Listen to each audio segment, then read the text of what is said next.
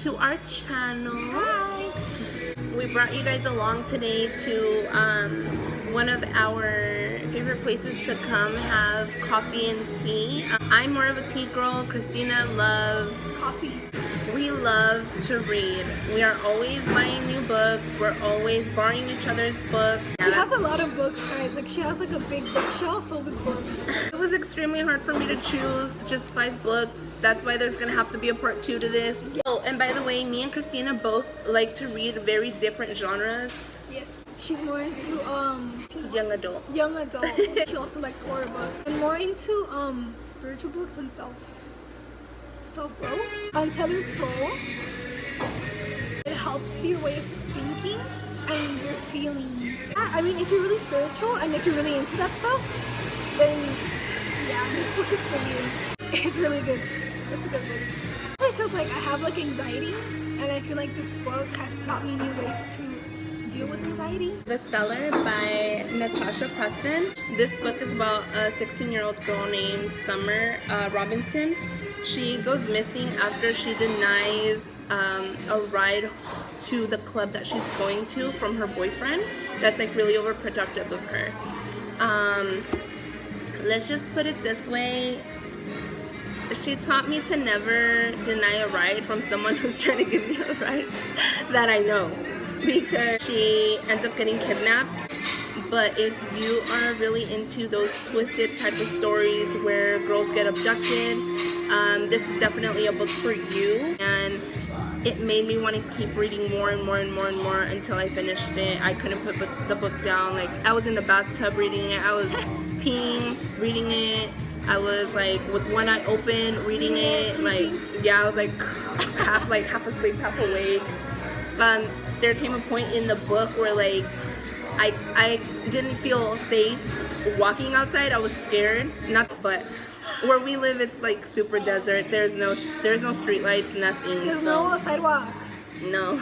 See, the Soul. It's only a second book because I wouldn't let her talk about the other 2, okay? I'm not even done reading this book, and it's taught me so much. It talks about, I guess, like the way you see the world, the way you see yourself, the way you see everything. It talks about evolution. It talks about your heart, your trust, relationships, intuition. About your intuition. My favorite part that she's read to me so far was the whole karmic experience, because I'm a very firm believer in karma. I mean, if you get someone like Oprah and Maya thinking, like, you know it's a good book. I think I bought it at Barnes & Noble.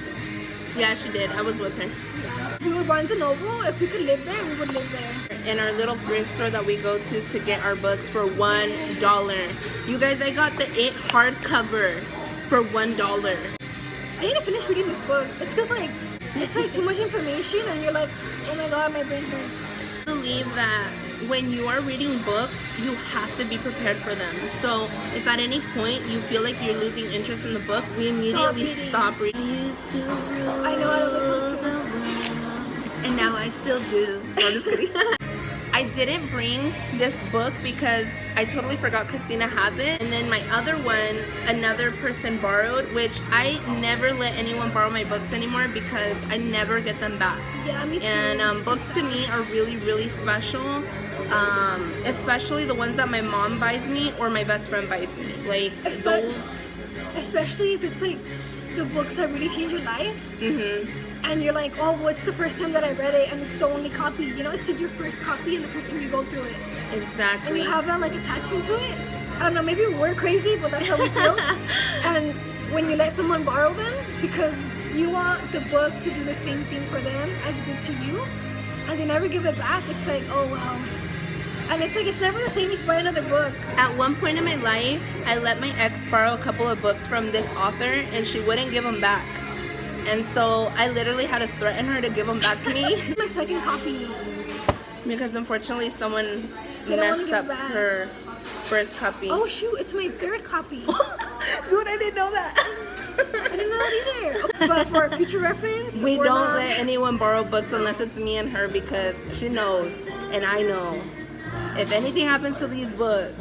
Oh my god, like that one book? when I spilled water on one of her books, oh my god, dude, I felt like she was gonna kill me. But she let it go. I was like, Or I don't know if she let it go, but I love you. No, I did. You know why? Because I forgot. Until right now. Until right now. Ellen Hopkins, the Crank trilogy. And oh, I read trilogies a lot. Like, I have 3 trilogies in this review right now. This book here is my favorite out of the trilogy. It's called Glass. The trilogy is loosely based on her daughter who was addicted to crystal meth. And so, Heisenberg. The girl's name in the book is Christina. She starts off as a straight A student in school. It's always the straight A students. You better watch out for them. And then during the summer, she decides to go visit her dad for a few months, where she meets the hellboy of her life. His name is Adam. He gets her to try meth, and from there, well, I can't tell you anything because, you know, guys, these books are really, really good. The second book, which is Glass, which is my favorite out of the trilogy. I hate this song, dude. Yeah? Anyways, so Glass is my favorite one out of the whole entire trilogy. It's really, really scandalous. I love it. I love it. Wait. Okay, because she let me borrow the first book. And I have the first book in my house. Are they all written the same? Yeah. Oh, yeah. Talking about that. Because Christina really, when she first got the book, she was telling me, like, dude, I cannot get into it because I don't like the way that it's written. So I'm just going to show you guys, like, it's written, like, all weird. Like in poems. Like, it kind of looks like poetry. But that's actually one of the reasons why I fell in love with this book, because growing up, and this is why I've been so afraid of writing myself, and Ellen Hopkins opened up that door for me because growing up and going to school has always taught me you have to be perfect, you have to do correct punctuation, you have to write it in this kind of format, blah, blah, blah. Ellen Hopkins was like, fuck you guys, like, I'm gonna do it however the fuck I want. So this is why she became my favorite author. She has so many other books too. Perfect is another one of my favorites. Impulse is an amazing book. The Crank trilogy is based on the drug addiction that Christina goes through and the outcome of that and the harm that she's doing to her family back home that takes care of her mom, and just what can happen if you become addicted to any type of drug. It's not just meth, you know. And a fun fact about it is that for people who do drug programs, they make them read this. And in high school, in some high schools, it's actually a requirement to read this book. You can learn a lot from it, and you can pass on that information on to others. You know, I definitely. Oh, go ahead. Sorry. You never know what a book can do to someone, like what it can inspire them to do or inspire them not to do. Exactly. Because you never know what somebody's going through. If you like these books, make sure to check out, of course, all of Ellen's other books, but there's a book called Go Ask Alice. That is an amazing book as well, having to do with drugs as well. Go ahead and read it because it's really worth it. Okay, so my next one is going to be by my favorite person. Me? It's by Tupac. Yeah, girl. He's my favorite. He's my favorite artist. He's my favorite activist. This is a collection of some of his poems that weren't released, I guess, until this book. He's a really good poet, dude. Like, he talks about things that he was going through in his life. The way he felt being a black man in America, growing up during the crack epidemic, his own mother falling into that, seeing his friends go through that, being poor, girls that he fell in love with, dreams that he had, insecurities that he had. He talks about him losing himself, rebuilding himself, just writes about everything, and I love that he's not scared to write it down, other people seeing it. He loves being an example for other people, which I really admire, because it's hard. People want to act like they're perfect, but they're not. Everybody has their insecurities. Everybody goes through heartbreak. Everybody goes through rough patches. In his music too, you hear a lot about it. But even though he loved his mom, he worshipped the ground she walked on, and I think that's so amazing.